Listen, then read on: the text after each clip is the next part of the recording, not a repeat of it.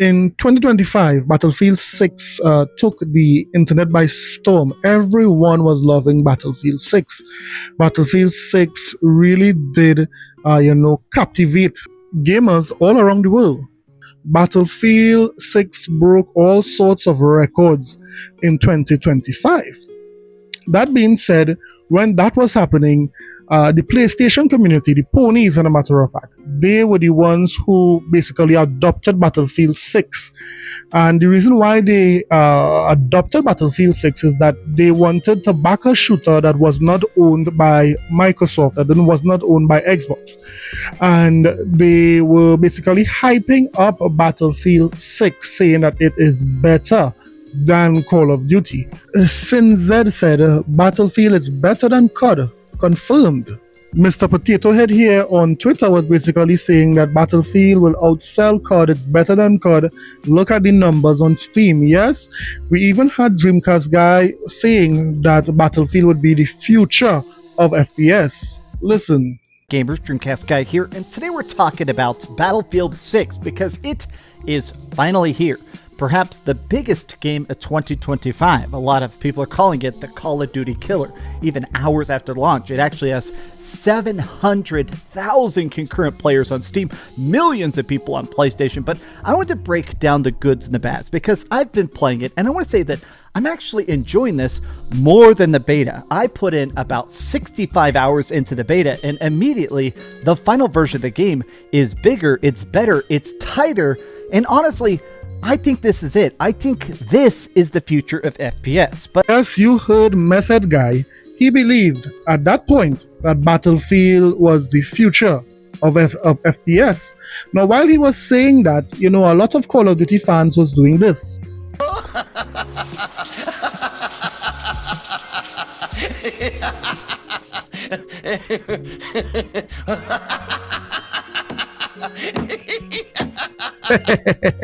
Yes, all these ponies were saying Battlefield 6 just killed Call of Duty as a franchise. And I'll be honest, you see, these guys fail to realize that gaming is subjective. What might be good for you may not be good for me, but that doesn't make what you playing bad or whatever. It's all subjective. But these guys acted like if Call of Duty was dead. All of these guys pretended that Battlefield 6 killed Call of Duty. Well, it just so happened that news are out concerning Battlefield 6. And guess what? Battlefield 6 player count is down 89% from its peak. Damn! I'm sorry. Yes, Battlefield 6 player count. Persons are just not playing Battlefield 6 the way they played it when it just released. But the question is why? Why was Battlefield not able to hold its player base? But let me ask you this. What about Call of Duty? You remember the game that these ponies said Battlefield 6 would kill? Well, take a look at this. In November of 2025, guess who won between COD and Battlefield? I go without saying. In December, guess who won between COD and Battlefield as most played games? In December again, guess who won that week? I mean, these guys have to be capping. Look in January of 2026. Guess who is leading the charts? I mean, you guys have to be ultimate cappers to believe that COD would have put an end, or rather that Battlefield would have put an end to COD. I mean, it's so crazy. I'm not saying Battlefield is a bad game. I'm just saying that these ponies hyped up this game like if it was the second coming, and guess what? It just like any other first-person shooter game, it is struggling to retain their player base. But, I mean, it goes without saying, COD is a strong franchise. Persons would have bought their PlayStation 5 and their Xbox just to play COD. So we could assume that it's not going anywhere anytime soon. But let me hear what you thought about Battlefield 6 losing more than 90% of its player base. Do you think it could recover? Let me know in the comment sections below.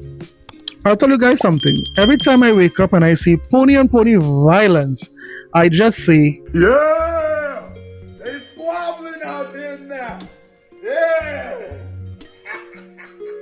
Listen, I've stayed out of this pretty much all morning, East00, out of respect for me, you got to stop, and you got to stop coming in here and doing that anyway. I'm be real with you. Like, I'm being straight up double chest loaded real with you. You got to stop this crap. Like, you come in here, you bring up stuff that nobody's talking about so that you can wail on Microsoft, Xbox, or Jez Corden. That's not what my chat's here for, brother. You sure about that? You sure about that? I've been streaming for 3 hours. We haven't talked about Xbox or Microsoft or Windows Central. We haven't talked about them once. Like, quit coming in here and broaching that subject. We don't give a frick. I don't care what you think. I don't. You're a victim. Here we go, CSI. If we're talking about that, then I care what you think. I don't care what you think about him, Windows Central, or any other Xbox outlet. That's not what we're talking about. We debated Marathon and live service for 3 hours, for 2.5 hours. What? Bro, what are you talking about, man? You're in here banging on your anti-Xbox drum. Like, come on, dude. Like, read the room. Like, I don't care if Creature was gruff with you, you know? You need it. You really lack self-awareness, man. You come in here and you just stir stuff up that nobody's talking about, and I'm sick of it, brother. Reforge is saying that he is sick of this guy coming in here talking about bad Xbox news. So after encouraging a chat that is negative towards Xbox, now Reforge is saying that he is frustrated, he's fed up, that the chat that he encouraged to talk bad about Xbox. Reforge, you are a trip. No wonder why you're Jimmy Neutron, man. You're a trip. You know, if I'm in here, going in on Xbox or going in on something that I don't like that they're doing, by all means, man, come in here and swing the bat. We're in here talking about Marathon and live service games and hero shooters and Bungie, and you come in just bringing those subjects up. I don't get it. Like, what's the point? You've made it clear.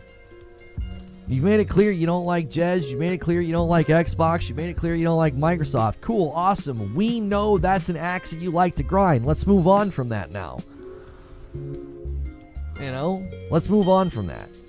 It's not serving a purpose. It's not serving a conversation. It's not serving the chat vibe.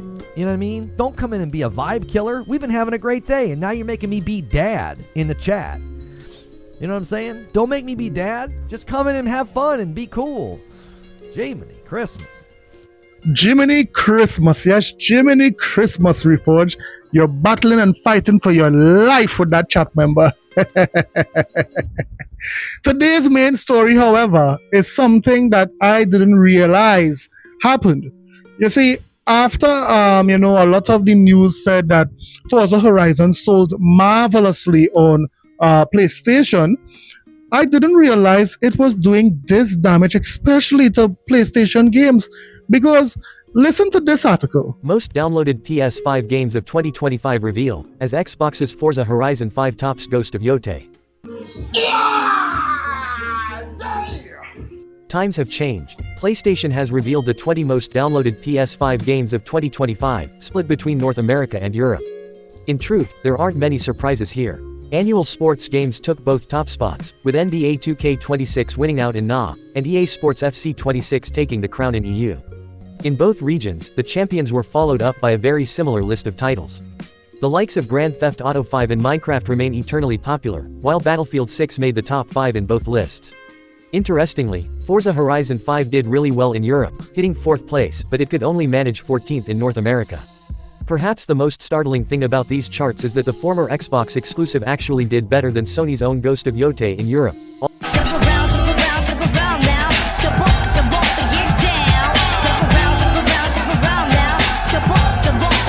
Although it should be noted that the former didn't have a physical edition on PS5.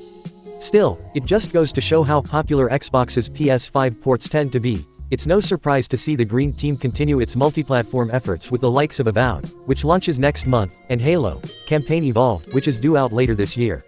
Ghost of Yotei did a bit better in North America, sneaking into the top 10, falling just behind multiplayer smash hit Arc Raiders. And speaking of shooters, the much criticized Call of Duty, Black Ops 7 didn't make the top 5 in either region, having to settle for 7th place. A sign, perhaps, of the game's reportedly low sales numbers, at least, by Call of Duty standards. Meanwhile, Mass Game of the Year winner Claire Obscure, Expedition 33 came 10th in EU and 18th in NA. We'd love to know how many downloads came after all of the awards. We suppose it's also worth mentioning which PS5 games didn't make the cut, despite gaining a lot of traction last year. Hollow Knight, Silksong, Death Stranding 2, Mafia, The Old Country, Metal Gear Solid Delta, Kingdom Come, Deliverance 2, and Silent Hill F, just to name a handful, all missed out. So just think about that. Just think about what was said in this article. A 4-year-old game destroyed every PlayStation exclusive, whether it be old or new, in Europe. I mean, this is just crazy.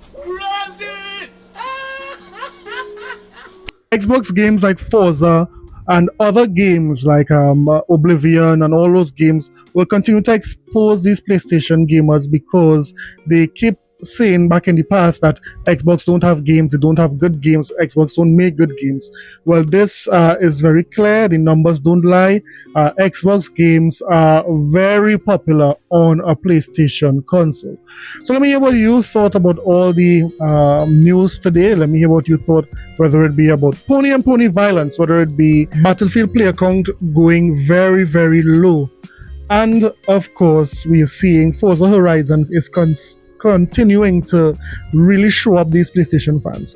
Guys, don't forget to like and subscribe for more videos. I'll see you guys in the next one. Later.